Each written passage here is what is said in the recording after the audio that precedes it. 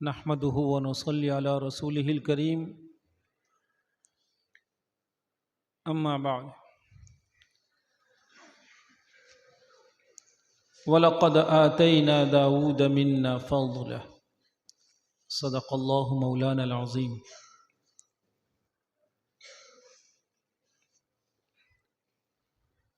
جامعہ مظہر سعادت کے سالانہ مسابقۃ القرآن الکریم میں تشریف فرما ارباب علم و بصیرت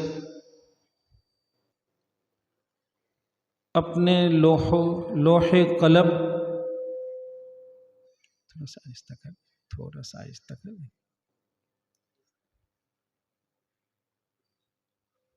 اپنے لوح قلب اور تختی دماغ پر الفاظ و معانی کو کندہ کرنے کی نیک نیتی سے اس جامعہ میں تشریف رکھتے ہوئے سرور کونین صلی اللہ علیہ وسلم کے معزز مہمانوں اور ان مہمانان رسول صلی اللہ علیہ وسلم کی ہمت افزائی، اپنا دست شفقت ان کے سروں پر پھیرنے کے لیے مختلف جگہوں سے تشریف لائے ہوئے نیک دل بزرگوں اور بھائیوں، ہم اور آپ قرآن کریم کا ایک عظیم حق جس کا تعلق الفاظ اور کلمات قرآنیہ سے ہے، اس کو سمجھنے اور اس کو ادا کرنے کے نیک عنوان سے ان مسابقات کو منعقد کیا کرتے ہیں۔ اللہ رب العزت کا ہمیں اور آپ کو ہر طرح شکر گزار ہونا چاہیے کہ اس ذات نے ایسی نیک درسگاہوں کو وجود دینے کے لیے اپنے نیک بندوں کو منتخب فرمایا کہ ان درسگاہوں میں رہ کر بڑی ہی سہولتوں کے ساتھ ادائے نزول کو ہم اور آپ سمجھتے ہیں، سنتے ہیں اور اس خطے پر اپنے آپ کو لانے کی کوشش کرتے ہیں۔ جب اس ملک میں اس طرح کی درسگاہوں کا وجود کم تھا، وجود نہیں تھا نہیں کم تھا، اس زمانے میں یہاں کے نیک نفوس حرمین شریفین تشریف لے جاتے تھے۔ کوئی مدینۃ المنورہ کے شیخ القراء سے استفادہ کرتا تو کوئی مکۃ المکرمہ کے مشائخ سے استفادہ کر کے متعدد اسناد کے ساتھ اس ملک میں واپس ہوتے اور یہاں اپنے مشائخ کی امانتوں کی اشاعت اور اس کے شیوع کے لیے زندگی بھر اپنے آپ کو وقف فرما دیا کرتے۔ ہمیں اور آپ کو تجوید و قرات کے اس پلیٹ فارم سے اور تجوید و قرات کے حوالے سے یہ سمجھنے کی ضرورت ہے، اس کا علم ہونا چاہیے کہ حرمین شریفین سے سند پا کر استفادہ کر کے فیض یاب ہو کر اس ملک میں جو بڑی بڑی شخصیات لوٹی، اس ملک میں تجوید و قرات کے 3 بڑے بڑے سلسلے تھے۔ ایک سلسلہ عبیدی تھا، اس سے مراد شیخ عبید اللہ مدنی رحمۃ اللہ علیہ ہے۔ ہندوستان میں یہ 3 بڑے بڑے سلسلے رہے ہیں قرات کے، ایک عبیدی سلسلہ، ایک سمنودی سلسلہ اور ایک کاظمی سلسلہ۔ یہ 3 سلسلے کے بڑے بڑے لوگ یہاں ہمارے اس ملک میں آئے اور انہوں نے اپنی زندگیاں اس کے لیے فارغ فرما دی۔ اسی کا نتیجہ ہے کہ ہم اور آپ چھوٹے چھوٹے دیہاتوں میں قائم شدہ ایسی پاکیزہ درسگاہوں میں رہ کر بڑے آرام سے، بڑی سہولتوں سے اس فن کو حاصل کیا کرتے ہیں۔ قربان جائیے، کم از کم دعاؤں کا اہتمام کیجیے ان اکابر کے لیے جنہوں نے اپنے وطن سے اس فن شریف کے حصول کے لیے ہزاروں کلومیٹر کا سفر فرمایا، اور کتنی قربانیوں کے ساتھ۔ حضرت شاہ ولی اللہ رحمۃ اللہ علیہ کی شخصیت سے علمی مراکز خوب واقف ہیں، لیکن علمی مراکز میں آباد طبقے کو یہ سمجھنے کی ضرورت ہے کہ حضرت شاہ ولی اللہ رحمۃ اللہ علیہ نے اس ملک میں حدیث شریف کی اشاعت، علم کلام کی اشاعت، لیکن علمی زمرہ اس سے واقف نہیں ہے کہ آپ نے مکۃ المکرمہ کے 1 سال کے قیام میں صرف تجوید نہیں، قراءت 7 اور قراءت 10 کی تکمیل فرمائی، اور پھر اس ملک میں واپس ہوئے اور یہاں اس کی اشاعت فرمائی۔ میرے عزیزو، جب ہمیں اللہ تعالیٰ نے یہ مواقع فراہم فرمائے ہیں کہ ان درسگاہوں میں آ کر غیر متعارف جوان، تہذیب سے کوسوں دور رہے دیہاتوں میں جس کی پرورش ہوئی ہو، ایسے دیہاتوں کے جوان جب ایسی درسگاہوں سے اپنا رشتہ کر لیتے ہیں اور ایسے نیک قلوب اساتذہ کرام کی صحبت اختیار کرتے ہیں، تو کل کا غیر متعارف آج بہت بڑی دنیا ہوتی ہے جو ان کے لیے اپنی پلکیں بچھانے کو تیار ہے۔ یہ کس کی برکت ہے؟ یہ ایسی پاکیزہ درسگاہوں کی برکت ہے۔ ضرورت اس بات کی ہے کہ ہم ان درسگاہوں کی، اپنے اوقات عزیز کی اور حضرات اساتذہ کرام کی قدر پہچانیں۔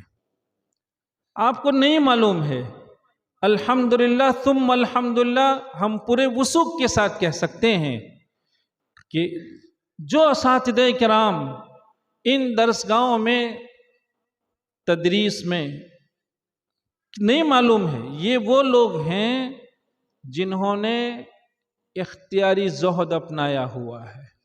اختیاری زہد ہے جب ایک مزدور طبقے کا شخص جو ایک روز اسکول نہیں گیا ہے، معماری کر رہا ہے، مزدوری کر رہا ہے، اور وہ روزانہ کا 800,000 روپیہ کوئی، تو کیا یہ طبقہ دنیا میں جا کے کمائی نہیں کر سکتا تھا؟ الحمدللہ ثم الحمدللہ اس طبقے کے حصے میں اللہ تعالیٰ کی وہ توفیق آئی ہے کہ اس نے اس دین متین کی حفاظت کے لیے زہد اختیار کر رکھا ہے۔ اللہ تعالیٰ حضرات مدرسین کی ان قربانیوں کا اپنی شان بدلہ عطا فرمائے۔ لیکن عزیزو، تلامذہ کے لیے ضروری ہوتا ہے کہ وہ اپنے اساتذہ کرام کی قدر پہچانیں۔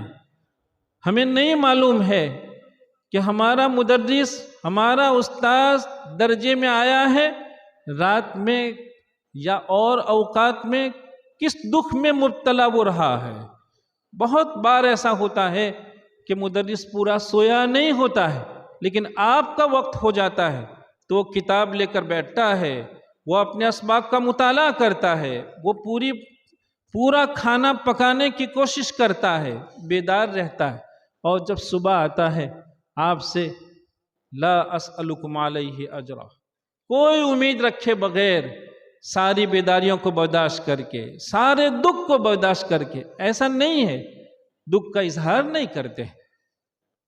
ابھی ہم بیٹھے بیٹھے میں سوچ رہا تھا کہ ان بچوں کو تھوڑی معلوم ہے کہ کس مدرس کے ساتھ کیا حالات ہوتے ہیں، کتنے دکھ کے شکار ہوتے ہیں لوگ، لیکن یہ حضرات ہیں جو میں دیکھ رہا تھا کہ یہ ہمارے جوان ان بچوں کو کتنی محبت سے اسٹیج پر لا رہے تھے، ان کا کتنا حوصلہ بڑھا رہے تھے۔ اللہ تعالیٰ ان جوانوں کو شرف قبول عطا فرمائے اور اس جذبے کو ہمارے اور آپ کے میزان عمل میں فرمائے۔ ہمیں بیٹھے بیٹھے حضرت قاری رحیم بخش رحمۃ اللہ علیہ کی وہ قربانی یاد آئی۔ ان کے باب میں دنیا جانتی ہے کہ پاکستان میں حضرت قاری فتح محمد صاحب رحمۃ اللہ علیہ کے بعد پانی پتی سلسلے کی اشاعت میں جو صف اولیٰ کے شخص کہلائے ہیں وہ حضرت قاری رحیم بخش رحمۃ اللہ علیہ ہے، سلسلے رحیمیہ۔ ان سے متعلق لکھا ہے کہ ان کی ایک جوان بیٹی ایک بیماری میں مبتلا ہو گئی، ایک مدت تک وہ بیمار رہی، پھر بیماری بڑھتے بڑھتے یہاں تک پہنچی کہ نوبت اس کی آ گئی کہ کبھی اس بیٹی کی والدہ پوری رات بیدار رہتی اور اس کی نگرانی کرتی، اس کی سانسوں کو جانچا کرتی تھی کہ سانس جاری ہے یا نہیں۔ ایک روز والدہ اس کی نگرانی کرتی تو ایک روز حضرت قاری رحیم بخش رحمۃ اللہ علیہ پوری رات نگرانی کرتے۔ پوری رات کی بیداری کے بعد بھی کبھی درس ناگا نہیں فرمائے، کبھی نہیں، ناگا بہت دور کی بات، تاخیر تک منظور نہیں تھی۔ پھر کیا قصہ پیش آتا ہے؟ ایک رات حضرت قاری صاحب رحمۃ اللہ علیہ کی نوبت تھی، ان کی باری تھی، وہ بچی کو دیکھ رہے تھے۔ رات کے آخری حصے میں بچی کا انتقال ہو گیا۔ حضرت قاری رحیم بخش رحمۃ اللہ علیہ صبح ہوئی، فجر کے بعد اپنے افراد خانہ سے یہ کہہ کر درسگاہ تشریف لے جاتے ہیں۔ بچوں سمجھنے کی ضرورت ہے، کیا اساتذہ ہوتے ہیں۔ اپنے افراد خانہ سے یہ کہہ کر درسگاہ تشریف لے جاتے ہیں کہ اس کو غسل بھی دے دیں اور اس کی تکفین بھی کر دیں، تدفین کا جب وقت ہو جائے گا تو ہم حاضر ہو جائیں گے۔ یہ کہہ کر ایک والد اپنی اس بیٹی کو چھوڑ کے جا رہا ہے جس کے لیے نہ معلوم اس نے کتنی راتیں قربان کی تھی۔ درسگاہ تشریف لے جاتے ہیں اور پھر درسگاہ میں پورا درس دیا۔ ظہر کی نماز ہونے والی تھی، بچی کی تدفین کا وقت لگا، آپ نے سبق روک لیا اور اپنے تلامذہ سے کہا کہ بچوں آپ کو معلوم ہے کہ میری جوان بیٹی اتنے دنوں سے ایسے مہلک مرض میں مبتلا تھی، آج اس کا انتقال ہو گیا ہے، جنازے کا وقت ہوا ہے، آپ میں سے جو چاہے اس کے جنازے میں شرکت کر لیں۔ اس لیے بچوں ہمیں یہ سمجھنے کی ضرورت ہے کہ ہمارے اساتذہ کرام جن قربانیوں کے ساتھ، جن جذبات کے ساتھ کام کر رہے ہیں، جب تک ہم ان کی قدر نہیں پہچانیں گے، یاد رکھیے علم میں کبھی برکت نہیں آ سکتی، علم میں کبھی برکت نہیں آ سکتی۔ علمی برکات کے لیے عظمتوں کی راہ اختیار کرنی پڑتی ہے، اپنے اساتذہ کرام سے محبت پیدا کرنی پڑتی ہے، اپنے قلوب میں ان کے لیے جگہ بنانی پڑتی ہے، تب جا کے علوم میں برکات آیا کرتی ہے۔ مجھے یاد ہے کہ حضرت الاستاذ رحمۃ اللہ علیہ کے یہاں جب ہم تخصص کے سال میں قراءت صباح کے لیے عشاء کے بعد ہمارے سبق کا وقت تھا، حضرت قاری انیس صاحب رحمۃ اللہ علیہ کے یہاں 1982 کی بات کر رہا ہوں، جب ہمیں مدرس بنا دیا گیا تھا، ان کو دل کا مرض لگ گیا، ٹی بی ہو گئی، درجہ تشریف نہیں لاتے تھے، ہمت ہی نہیں تھی ان کے بلغم سے خون آ رہا تھا، بلغم میں خون بھی آ رہا تھا، لیکن عشاء کے بعد ہمارا سبق کبھی ناگا نہیں ہوا۔ ہم دیکھتے تھے کہ جیسے ہی سبق ہوا وہ نہ کھانا کھا پا رہے ہیں ٹھیک سے، وہ جب اپنے بستر پہ ہوتے تھے ہم سامنے بیٹھتے تھے تو جب وہ کھانستے تھے تو ان کے بلغم کے ریزے ہم لوگوں کے چہروں پر آتے تھے، لیکن کبھی الحمدللہ دل میں یہ بات کبھی نہیں آئی کہ دل کا مرض بہت ہی متعدی مرض ہے، یہ بہت جلدی کسی میں سرایت کر جاتا ہے، کبھی دل میں یہ بات آئی ہی نہیں۔ لیکن استاذ کو دیکھا کہ وہ دن میں تشریف نہیں لا رہے ہیں، کھانا ٹھیک سے نہیں کھا پا رہے ہیں، رات میں سوتے نہیں ہیں، لیکن کبھی ایسا نہیں ہوا کہ تہجد کا وقت ہوا ہو اور حضرت الاستاذ بستر میں ہو، کبھی ایسا نہیں ہوا۔ وہ تہجد میں سارے اپنی جو کچھ آپ کا معمول تھا سب سے فارغ ہو جاتے اور اذان سے پہلے ذکر جہری سے فارغ ہو جاتے تھے۔ یہ ان کے علوم میں سلسلوں میں جو برکات آتی ہیں وہ ایسے نہیں آیا کرتی۔ جب ایک موقع ایسا آیا کہ حضرت الاستاذ نے مجھے درسگاہ سے نکال دیا، کوئی غلطی ہماری ہوئی، سبق پڑھ رہے تھے، کوئی اختلاف چھوٹ گیا، بہرحال تو معافی نہیں ہو رہی تھی، بہت معافی مانگ رہا تھا لیکن معافی نہیں ہو رہی تھی۔ تو ہم نے دیکھا کہ روزانہ معافی مانگنے جاتا ہوں لیکن معافی نہیں فرما رہے ہیں۔ تو خیال آیا کہ ان کو اپنے اساتذہ سے اتنی محبت تھی، اور بالخصوص حضرت قاری محب الدین صاحب رحمۃ اللہ علیہ کا تو نام آیا کیا ہے، ان کی آنکھیں نم ہو جایا کرتی تھی، ہمیں یہ معلوم تھا۔ ہم نے سوچا کہ ایسا کیوں نہ کریں، آج کچھ تھوڑے سے ان کے حالات دیکھ لیتے ہیں۔ حضرت قاری محب الدین صاحب رحمۃ اللہ علیہ کے حالات پڑھ کے گیا۔ معافی تو اپنی جگہ، پہنچ کر بجائے معافی مانگنے کے ذرا سی دیر بیٹھا، اور بیٹھتے کے بعد ہم نے کہا کہ حضرت آج تو حضرت قاری محب الدین صاحب رحمۃ اللہ علیہ کے حالات میں عجیب بات پڑھی، ابھی اتنا کہنا تھا کہ عجیب بات پڑھی، کیا بات ہے اس کو سننے کے لیے بھی انہوں نے انتظار نہیں فرمایا، اور ارے آپ نے ہمارے اساتذہ کو سمجھا کیا ہے؟ میں ان کا کام بن گیا، معافی ہو گئی، لگا گیا۔ بچوں خیال رکھو اس کا، اپنے قلوب میں اپنے اساتذہ کرام کے لیے جگہ بناؤ، عظمتوں سے اپنے قلوب کو بھر دو، پھر علمی برکات آپ کے تصور سے کہیں زیادہ ہوگی۔ حضرت مولانا حبیب الرحمن شیروانی رحمۃ اللہ علیہ اس ملک کی کتنی مشہور ادب کی کیسے عالی شخصیت کہلاتی۔ حضرت مولانا ابوالکلام آزاد رحمۃ اللہ علیہ کے غبار خاطر میں جو خطوط چھپے ہیں، 26 خطوط ان کے نام پر ہیں، حضرت مولانا حبیب الرحمن شیروانی رحمۃ اللہ علیہ کے نام پر۔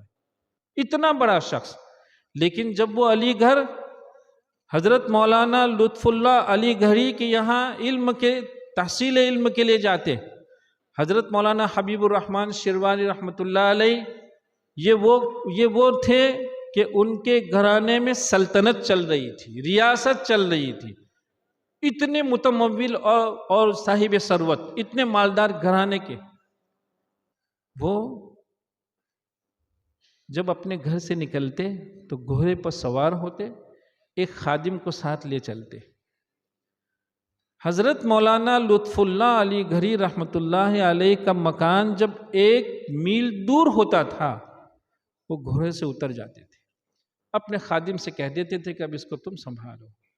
حضرت الاستاذ کی یہاں گھوڑے پہ جانا، گھوڑے کی سواری یہ شان ہوا کرتی، استاذ کی یہاں کہیں شان ہوتی، وہاں تو بچھنا ہوتا ہے، تو 1 میل دور سے اتر جایا کرتے تھے۔ ہم آپ عزیزوں کی خدمت میں یہ عرض کرنا چاہتے ہیں کہ بچوں، اپنے قلوب میں اپنے اساتذہ کرام کی عظمتیں پیدا کرو، تواضع اختیار کرو، مسکینی اختیار کرو، اس سے انشاءاللہ علم میں برکات آئے گی۔ یہ جس فن کو آپ لے کر چل رہے ہیں، مبارک ہے آپ کو۔ ہم نے آپ کے مسابقے کو سن کر جہاں ہمیں کئی ناحیوں سے اطمینان ہوا، وہاں ایک بڑی خوشی اس بات کی ہوئی کہ دیکھیں دنیا بدلتی ہے، ذوق بدلتا ہے۔ ایک مرتبہ ہم لوگ گئے لکھنؤ، ایک پوری ٹیم گئی، اور حضرت قاری وسیم صاحب اب تو وہ رحمۃ اللہ علیہ ہیں، اللہ تعالیٰ انہیں غریق رحمت فرمائے، ان کے درجات کو اللہ تعالیٰ بلند فرمائے۔ ہم نے ان سے درخواست کی کہ ہم یہاں لکھنؤ فرقانیہ اسی غرض سے پہنچے ہیں کہ ہم فرقانیہ کے وہ جو قدیم لہجے تھے، جن لہجوں کے باب میں لوگ لکھتے لکھتے تھک جا رہے ہیں، اتنا اور فرقانیہ اس زمانے میں جو مرکزیت رکھتا تھا وہ اپنے مخصوص عربی لہجوں کی وجہ سے، ادا تو اپنی جگہ تھی، تو ہم نے کہا کہ ہم وہ پرانے لہجے سننے کے لیے آئے۔ تو فرمانے لگے، ارے قاری صاحب، دنیا بدل گئی، مارکیٹ بدل گئی، اب مارکیٹ میں پرانے لہجوں کے خریدار تھوڑی ہیں، اس لیے خواہی نہ خواہی اپنے مشائخ کے لہجے چھوڑ کر نئے لہجوں کو اپنانا پڑ رہا ہے۔ دور بدلتا ہے، لہجوں کا ذوق بدلتا ہے۔ الحمدللہ اپنے بدلتی دنیا میں اس وقت کے جو مقبول ترین اور حسین ترین لہجے ہیں، آپ نے اپنی معصومیت میں ابتدائی درجات میں رہتے ہوئے ان حسین لہجوں کی بہت عمدہ کوشش کی۔ مبارک ہو، بہت مبارک ہو۔ لیکن اس سے زیادہ مبارکباد آپ کو اس پر ہے کہ آپ نے ان لہجوں کو اپنانے کے ساتھ ساتھ فن کے خطے سے آپ نے صرف نظر نہیں کیا۔ ماشاءاللہ احکام تجوید اور تجوید کے اصول کی جو فریم ہے، آپ نے اس فریم کا بہت اچھا خیال رکھتے ہوئے نئے لہجوں کو،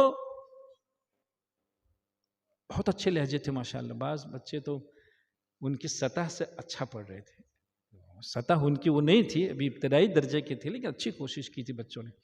ہمیں واقعتاً ہم آپ کو جس کے لیے مبارکباد بطور خاص پیش کرنا چاہتے ہیں وہ یہ ہیں کہ بچوں بس اسی انداز میں لہجے دنیا کے کہیں سے بھی آپ لائیے، کوئی ممنوع نہیں۔ دنیا بدلے گی، لہجے بدلیں گے۔ جن لہجوں کو آج آپ گلے لگا رہے ہیں، جن کے لیے آپ بے چین ہیں، جن کے لیے نہ معلوم آپ نے کتنے گھنٹے اور کتنا اپنے گلوں کو کھپایا ہوگا، لیکن یہی لہجے 20 سال کے بعد پرانے کہلائیں گے۔ لہجے بدلا کرتے ہیں، لیکن لہجے بدلتے رہیں گے، ادائے نزول میں کوئی تبدیلی نہیں آئے گی۔ حضرت جبریل علیہ السلام اداؤں کی جن نفاستوں کو اور جس کمال کو لے کر تشریف لائے ہیں، یہ درسگاہیں، ان درسگاہوں کو وجود ہی اس لیے دیا گیا ہے کہ ایک امت کا مختصر طبقہ ہے جو کیفیت نزول کی باریکیوں کو، اس کی نزاکتوں کو، اس کی نفاستوں کو سمجھے گا، اور یہی طبقہ ان نفاستوں کو اپنے میں پیدا کرے گا اور بعد والے طبقے تک یہ منتقل کرے گا۔ امت ہماری آپ کی خدمت اسی لیے کر رہی ہے، اسی لیے کر رہی ہے امت۔ الحمدللہ آپ نے آج ہی درجے میں ایک سبق آیا تھا، فرققن مستفلا من احرفی وحاضرا تفخیم لفظ الالفی، اس پر ہم گفتگو کر رہے تھے۔ ہم نے بچوں سے کہا کہ دیکھو، یاد رکھو، ذرا سی ایک حرف باریک ہے، اس میں ذرا سی تفخیم مل رہی ہے اور ارباب فن اس پر نوٹ لکھ رہے ہیں کہ یہ غلط، اس سے احتراز ہونا چاہیے۔ ایک حرف جب آپ عربی بولیں گے ارن الباطل باطلا، تو ظاہر بات ہے عربی تکلم میں یہ با کا الف جو مفخم تلفظ کیا جاتا ہے وہ ایک خاص خوبصورتی پیدا کرتا ہے، اس میں عربیت معلوم۔ لیکن یہ یاد رکھنے کی ضرورت ہے کہ عربی کا اسلوب ایک مدت بعد بدل جایا کرتا ہے۔ 50-60 سال پہلے کی عربی اور اس وقت کی عربی آپ دیکھیے، دونوں کا نہج، دونوں کا اسلوب بدلا ہوا ہے، تکلم بدلتا ہے۔ عربی کا تکلم اپنی جگہ ہے، لیکن قرآن کریم کا تکلم، اس کا تلفظ وہاں دودھ پانی الگ کر کے دیکھ دیا گیا ہے۔ مفخمہ اتنے ہیں، مرققہ اتنے ہیں، ختم، بس۔ اب ہمیں اپنی زبانوں کی تربیت کرنی ہے کہ مرقق ہی زبان سے آئے گا اور مفخم ہی زبان سے آئے گا۔ ارباب فن نے، ہم نے بچوں کو سنایا کہ بچوں آپ کو معلوم ہے ہم تو آپ کو بار بار ٹوکتے ہیں، کٹائی چھٹائی تو ہوتی ہی ہے، اور پھر ہماری طرح کوئی تلخ آدمی ہو، کڑوا آدمی ہو تو پوچھئے ہی کیا ہے بھائی۔ تو لیکن یہ معلوم ہونا چاہیے، کتابوں میں لکھا ہے، علامہ مرشی رحمۃ اللہ علیہ نے اس کو لکھا ہے کہ طالب علم کی ادا کی جانچ تو استاذ کرتا ہے، کیا صحیح ہے کیا غلط ہے، کتنا صحیح کتنا غلط، تو طالب علم کی ادا کی جانچ کے لیے تو استاذ ہے، وہ کسوٹی ہے۔ لیکن اگر استاذ کی ادا کبھی بدل جائے گی، جو استاد بیدار مغزی کے ساتھ اپنے اساتذہ سے پائی ہوئی اداؤں کو پوری حفاظت کے ساتھ لے جانے کا اہتمام نہیں کرتے ہیں، ان کی ادائیں ہمیشہ خطرہ محسوس کرتی ہیں۔ تو اگر استاذ کی ادا بدل گئی تو کیا ہوگا؟ کون اس کے لیے کیا کسوٹی ہے؟ علامہ مرشی رحمۃ اللہ علیہ نے لکھا ہے کہ اساتذہ کے لیے عبارات کتب یہ کسوٹی ہے، لہذا اساتذہ کو بھی ضروری ہے کہ وہ اپنی اداؤں کو اگر ان کے اساتذہ موجود ہیں تو بار بار ان کے سامنے جا کر اپنی اداؤں کو پیش کریں۔ اسی وجہ سے ارباب فن نے یہ بھی لکھا ہے کہ اگر کوئی معتمد شاگرد ایک طویل مدت تک استاد سے دور چلا جاتا ہے، استاد کو طویل مدت تک اس کو سننے کا موقع نہیں آیا ہے، اور پھر اگر استاد سے اس طالب علم کے باب میں کوئی پوچھتا ہے تو استاد کو اس کی اجازت نہیں ہے کہ ہاں وہ معتمد ہیں، یہ کہے گا کہ اس وقت وہ معتمد تھے، ان کی ادائیں معتبر تھی اور ہمیں اس پر اطمینان تھا، لیکن ایک مدت سے سنا نہیں ہے، نہیں کہہ سکتے ہیں کہ اب وہ ان اداؤں پر باقی ہے یا نہیں۔ یہ فن جو ہیں بہت ناپ تول کا فن ہے، ذرا ذرا سی۔ علامہ مرشی رحمۃ اللہ علیہ لکھتے ہیں کہ اساتذہ کو چاہیے کہ وہ اپنی اداؤں کی عبارات کتب سے جانچ کراتے رہیں، اساتذہ کی اس کی ضرورت ہے۔ اس لیے آپ نے الحمدللہ بہت حسین لہجوں کو اپناتے ہوئے بھی اداؤں کا دامن چھوڑا نہیں ہے، تلفظ کا دامن نہیں چھوڑا ہے، احکام تجوید کا آپ نے اچھا خیال رکھا ہے۔ ہم چاہتے ہیں کہ آپ ایسے ہی صحیح راہ پر گامزن ہو کر فن کے منتہا تک پہنچیں، من حیث الفن اس کو اپنائیں اور فنی گہرائیوں کو اپنے مخاطب۔ ابھی ایک طالب علم پڑھ رہا تھا، سورہ کافرون پڑھ رہا تھا، قل یا ایھا سورہ کافرون پڑھ رہا تھا، ہمارا ذہن ایک نقطے کی طرف منتقل ہوا۔ میں نے کہا دیکھیے ان بچوں کو کوئی بتلانے والا ہو کہ دیکھیے کیا کہا گیا ہے، قل یا ایھا الکافرون لا اعبد ما تعبدون۔ دیکھو ما تعبدون، آگے ذرا سا اور بڑھیے، ولا انتم عابدون ما اعبد۔ ما تعبدون بلا مد کے ہیں، ما اعبد وہ کیا ہے، مد کے ساتھ ہے۔ اللہ تعالیٰ قرآن کریم کے الفاظ میں کیسی معنویت ہے، کیسی حکمتیں ہیں۔ چونکہ ما تعبدون وہ جو بت تھے وہ معبودان باطلہ تھے، وہ جو ہے وہ مکہ المکرمہ میں اللہ کے رسول صلی اللہ علیہ وسلم کے یہاں جب نبوت کا جب آپ نے اپنا پیغام پیش کرنا شروع کیا توحید کا، تو ایک ٹیم آئی اور انہوں نے کیا کہا کہ کیا ایسا ہو سکتا ہے کہ ہم باہم مصالحت کر لیں کہ ہم جن بتوں کی پوجا کرتے ہیں آپ بھی ان کی کر لیا کریں، اور آپ جس کی پوجا کر رہے ہیں ہم بھی اس میں شریک ہو جائیں گے۔ یہ اس مصالحت کو لے کر آئے تھے۔ اللہ تعالیٰ کی طرف سے اعلان ہوا قل یا ایھا الکافرون لا اعبد ما تعبدون۔ ہاں، ما تعبدون کون؟ ما تعبدون کون؟ معبودان باطلہ۔ چونکہ معبودان باطلہ کی کوئی حیثیت نہیں ہے تو اللہ تعالیٰ نے ان کی حیثیت کو ختم کرنے کے لیے اس کو بلا مد کے کہا، اور پھر کیا فرمایا، ولا انتم عابدون ما اعبد۔ چونکہ ما اعبد اللہ رب العزت کی ذات ہے، اس ذات کی کبریائی، اس کی عظمت، اس کی شان کو کیا کہیں، تو اللہ تعالیٰ نے اس کو مد کے ساتھ بیان فرمایا۔ کافرون ہم پڑھتے ہیں، سورہ کافرون کو ہم آپ پڑھتے ہیں، لیکن سورہ کافرون میں مد اور عدم مد اور قصر یہاں کیا خاص مفہوم ادا کر رہا ہے۔ اگر ہم اور آپ اس کو من حیث الفن اپناتے ہیں تو پھر ترک مد اس میں کیا ٹیسٹ ہے اور مد میں کیا ذائقہ ہے وہ ہم محسوس کریں گے۔ اس لیے ہم چاہتے ہیں کہ ہمارے بچے اس کو من حیث الفن اپنائیں، محنت کریں بچوں، محنت کرنے ہی سے ہم نے ابھی کہا تھا کہ دیکھیے ایک جگہ ہم نے عرض کیا کہ یہ مہارت، یہ کمال، یہ بصیرتیں وراثت میں نہیں آیا کرتی ہے۔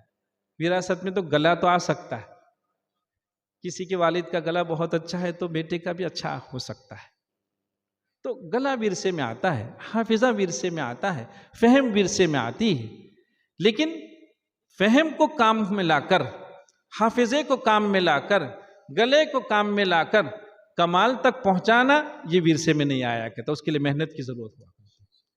ہم اور آپ جب محنت کی راہ اپنائیں گے تو انشاءاللہ ثم انشاءاللہ اللہ رب العزت کی ذات وہ تو بڑھانے کے لیے ہے، اللہ رب العزت کی ذات تو بڑھانے کے لیے، ذرا سی محنت کر کے دیکھیے، آپ کے تصور سے زیادہ آپ کی ترقی ہو جائے گی۔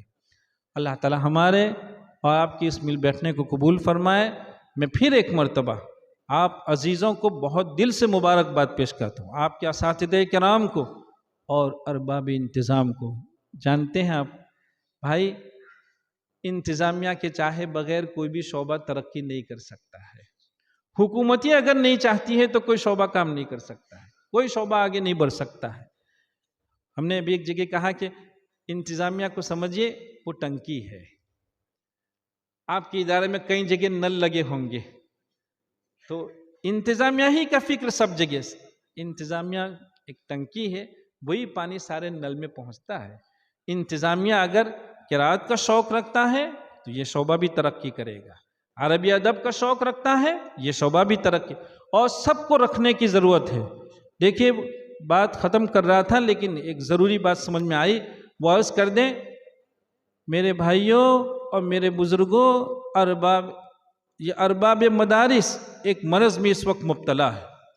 دیکھیے ایک دور تھا جامعیت کا کہ ایک فرد سارے علوم کا جامع ہوا کرتا تھا، لیکن زمانے نبی صلی اللہ علیہ وسلم سے بعد ہوا ہے، ہمتوں میں پستی آئی ہے، جذبات میں سردی آئی ہے، اور محنت کے لیے اب وہ آمادگی نہیں ہے کہ رات دیر تک دعا پھاک کر لوگ اپنے آپ کو گلا کر علم حاصل کیا کرتے تھے، وہ دور رخصت ہو گیا ہے۔ لہذا جامعیت کا دور نہیں رہا ہے، اختصاص کا دور آ گیا ہے۔ لیکن ہم نے اختصاص اور تعصب میں ابھی تک تمیز نہیں کی۔ بہت کڑوی بات ہے لیکن کہنے کی ضرورت ہے۔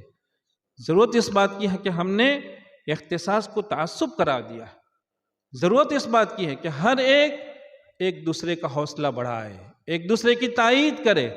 بھائی ایک گھرانہ ہوتا ہے، گھرانے کو مختلف قسم کے کمروں کی، مختلف ضروریات کی، ایسا تھوڑی گھر بن جاتا ہے۔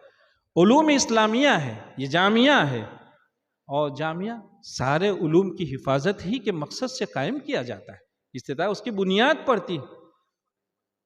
اگر فقہ دین ہے، قرأت دین ہے، تو کیا تفسیر دین نہیں ہے؟ کیا حدیث دین نہیں ہے؟ کیا عربیت دین نہیں ہے؟ نحو و صرف دین نہیں ہے؟ کیا حفظ دین نہیں ہے؟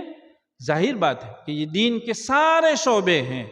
یہ الگ بات ہے کہ ہمارا مزاج یا ہمارا دھارا قرأت کی طرف ہے، ہم اس دھارے کو لے کر چل رہے ہیں، اس کی رو میں ہیں ہم، لیکن ہمارا فرض بنے گا کہ ہم دوسرے علوم کے لیے اپنے دل میں جگہ پیدا کریں، اپنے دل میں جگہ پیدا کریں، ہر ایک دوسرے کی تائید کے ساتھ چلیں۔ دیکھیے آپسی اتفاق میں قوت ہوا کرتی، اتفاق سے مدارس کی قوت برقرار رہے گی، ہماری آپ کی قوتیں اجتماعیت برقرار رہے گی۔ اس لیے اس کی ضرورت ہے کہ ہر ایک اپنے ماں سوا جتنے فنون ہیں ان کو سر چڑھائے۔ اللہ تعالی ہمیں صحیح معنی میں اختصاص کی معرفت نصیب فرمائے۔ اختصاص کیا ہے صحیح انداز میں اس کو سمجھنے کے اللہ تعالی ہمیں توفیق عطا فرمائے۔ وآخر دعوانا ان الحمد للہ رب العالمین۔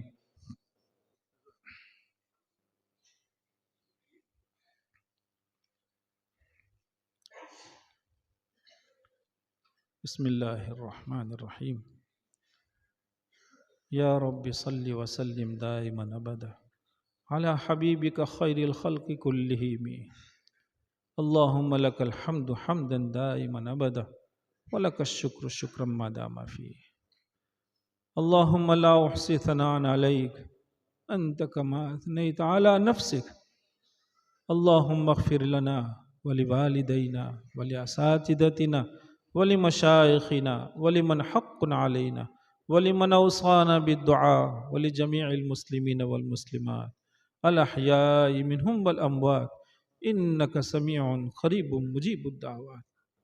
اے کریم آقا، بڑی ہی پاکیزہ مجلس ہے، مستجاب ساعات ہیں، کیسے کیسے تیرے نیک بندے اس مجلس میں شریک ہیں، اس کا عنوان اپنے میں کیسی شرافت لیے ہوئے ہیں مولا۔ اے کریم آقا، تجھے ان ساری شرافتوں کا اور ان پاکیزگیوں کا حوالہ ہے، تیری ذات عالی غفار ہے، تجھے غفور کہتے ہیں۔ ہم بڑے ہی کوتاہ ہیں، قصوروار ہیں، زندگی کا بہت سا حصہ گناہوں میں گزار کے کہ مولا گزار رہے ہیں اور غفلتوں میں ہیں، ہمیں معاف فرما دے۔ اللہ مجلس کی برکت سے، ان ساری نیک نسبتوں سے تیری بارگاہ عالی میں بھیک مانگتے ہیں، مولا معاف فرما دے۔ اے اللہ معاف فرما دے۔ ہم بڑے نادم ہیں کہ مولا آپ کی طرف سے کیسے کیسے انعامات ہیں، اللہ کیسے انعامات ہیں، تیرے ایسے ایسے انعامات کو استعمال کر کے بھی ہم تیری نافرمانی کرتے ہیں، معاف فرما دے اللہ۔ مولا توبہ کی راہ اپنانے کی توفیق عطا فرما۔ اے اللہ ہمیں اپنے قصور کا اعتراف ہے، مولا ہمارے قصور کو معاف فرما۔ تیری ذات عالی تو اپنے در سے کسی بھکاری کو خالی ہاتھ پھیرنے سے شرماتی ہے۔ ہم کتنے ہی پاپی ہیں لیکن تیرے در کے بھکاری ہیں، اللہ بھیک عطا فرما اور معافی عنایت فرما۔